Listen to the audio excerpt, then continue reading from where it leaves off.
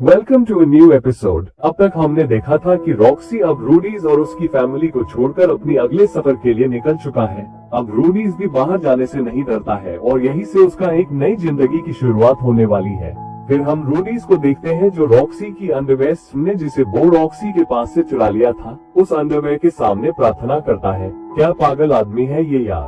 और दूसरी तरफ पॉल और जेनिथ का अलग ही सीन चल रहा था। तब वहाँ पर रूडीज आता है और वो बाहर जाने की बात करता है। ये सुनकर वो दोनों खुश हो जाते हैं। जो पहले बाहर जाने से 1000 बार सोचता था, वो आज खुद बाहर जाने की बात कर रहा है। अब रूडीज बाहर चले जाता है। वो बाहर बहुत ही खूबसूरत चीजें देखता है, जैसे खूबसूरत शहर और पेड़ पौधे। साथ ही वो उस मैजिक बुक को भी पढ़ रहा होता है। फिर वो जंगल की तरफ जा रहा होता, तब वो कुछ अजीब आवाजें सुन लेता। जब वो पास जाकर देखता है कि कुछ बच्चे एक लड़के के ऊपर कीचड़ मार रहे होते हैं। तभी उनमें से एक बच्चा पत्थर उठाता है उस लड़के को मारने के लिए, लेकिन रूडीज वाटर बॉल मैजिक का यूज करके उन बच्चों को मार के वहाँ से भगा देता है। फिर वो उस लड़के को देखता है। वो लड़का बेहद ही सुंदर था। उसे रूडीज ऊपर उठाता है और उसे नीचे झुकने के लिए कहता है। जैसे ही वो झुकता है, रूडीज वाटर मैजिक से उसके ऊपर से सारे कीचड़ को साफ कर देता है। तब उसे रॉक्सी की हुई बात याद आता है। रॉक्सी ने कहा था कि जिनके बाल ग्रीन हो और उसके सर पर रेड जेम हो, उनके पास मत जाना, वरना तुम्हारी परिवार के ऊपर खतरा आ सकता है। फिर वो उस लड़के के सामने आकर उसका चेहरा देखता है, लेकिन उसके सर पर कोई रेड जेम नहीं था। ये देखकर रूडीज थोड़ा चैन की सांस लेता है। फिर रूडीज उस लड़के को अपनी मैजिक से साफ कर रहा होता है और उसे कहता है, तुम अपनी खुद का बचाव नहीं कर पाओगे तो वो बच्चे फिर से तुम्हें परेशान करेंगे। वो लड़का उसे कहता है कि क्या तुम्हें मेरी शकल से डर नहीं लगता।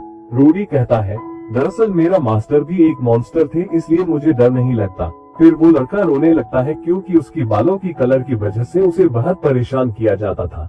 ये सब बातें करके वो दोनों कोई और जगह जा रहे होते हैं। वो लड़का रूडीज से उसे बचाने की वजह पूछता है, जिसका जवाब में रूडीज कहता है, मेरे पापा ने कहता कि कमजोर लोगों की मदद करना चाहिए, इसलिए। रूडीज उसे कहता है अब हम दोनों फ्रेंड्स हैं और उसे उसका नाम पूछता है। वो अपना नाम सिल्फी बताता है। फिर वो दोनों एक बड़ी सी पेड़ के पास जाते हैं जहाँ से उसका गांव बहुत ही सुंदर दिख रहा होता है। रूडीज सिल्फी से कोई गेम बताने के लिए कहता है ताकि हम खेल सके। सिल्फी कहता है, मुझे नहीं पता क्योंकि मेरा कोई फ्रेंड्स नहीं थे और मैं किसके साथ कोई गेम नहीं खेलता था। सिल्फी रूडीज से वो मैजिक सीखने के लिए कहता है जो उसने उसे बचाने के लिए किया था, और रूडीज भी मान जाता है। अब शाम हो जाता है। रूडीज सिल्फी को उसके घर छोड़कर अपने घर चले जाता है। जब वो घर जाता है तो देखता है कि उसका बाप पॉल घर के बाहर खड़ा हुआ था। पॉल बहुत ही गुस्से में था। वो रूडीज से कहता है कि पता है आज मैं क्यों तुम पर गुस्से में हूँ। रूडीज सोचता कि शायद वो मेरी सिक्योरिटी मतलब रॉक्सी का पैंटी के बारे में पता तो नहीं चल गया। पॉल उससे उन बच्चों को मारने के बारे में पूछता है। दरअसल पॉल उन बच्चों के बारे में कहता था जिन्हें सिल्फी को परेशान करने के लिए मारा था। रूडीज ने उन बच्चों को क्यों मारा पॉल को बताने की कोशिश करता है, लेकिन पॉल उसकी एक नहीं सुनता और उसे एक थप्पड़ लगा देता है। रूडीज थोड़ा गुस्सा हो जाता है, लेकिन शांति से उसे सारे बातें बताता है और उसे थोड़ा इधर उधर की बातें बता देता है, जिसे सुनकर पॉल रूडीज से माफी मांगता है।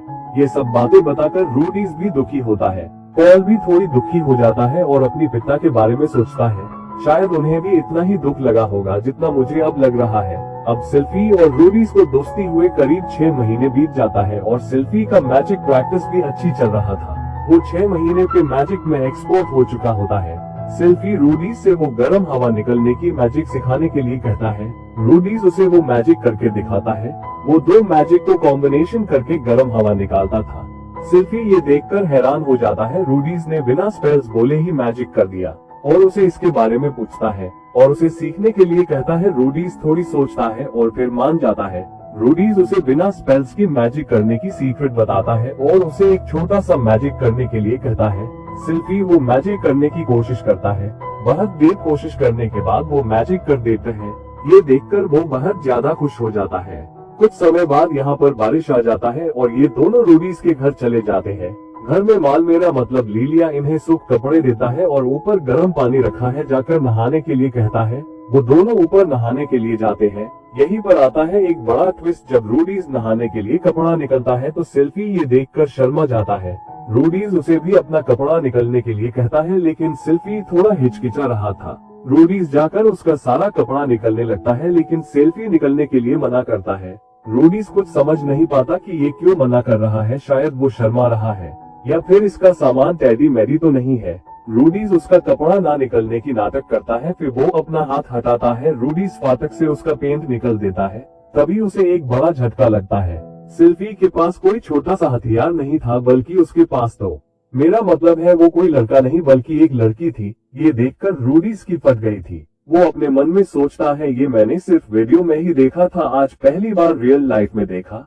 फिर सिल्फाई जोर से चिल्लाने लगती है और ये सुनकर सारे परिवार वहां आ जाते हैं। वो समझ जाते हैं कि यहाँ पर क्या हुआ था। फिर हम पॉल और रूडीज को देखते हैं। पॉल उसे ये सब करने की वजह पूछता है। पॉल इस बार कोई जल्दबाजी नहीं करता है और रूडीज आराम से पूछता है। रूडीज उनसे माफी मांगता है। पॉल जाकर सेल्फी से माफी मांगने के लिए कहता है। रूडीज सेल्फी से माफी मांगने के लिए जाता है। रूडीज उसे माफी मांगता है और कहता है तुम्हारे बाल छोटे हैं इसलिए मैं तुम्हें एक लड़का समझ रहा था। ये सुनकर वो और रोने लगता है। फिर हम अगली सुबह पॉल और रूडीज को तलवारबाज की प्रैक्टिस करते हुए देखते हैं।